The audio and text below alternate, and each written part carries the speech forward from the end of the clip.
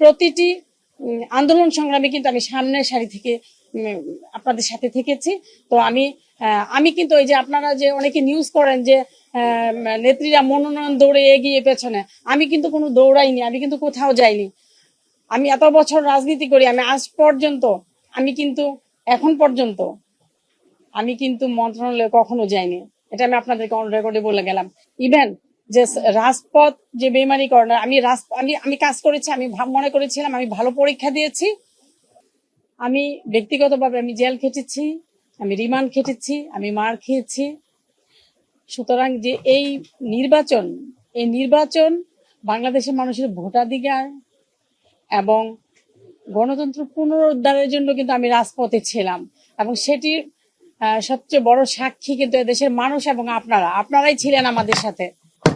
আমরাই কিন্তু সারা বাংলাদেশে প্রতিষ্ঠিত করেছি যে হাসিনা স্বৈরাচার, হাসিনা ফ্যাসিস্ট। আমরা বলেছি no more Hasina, step down Hasina.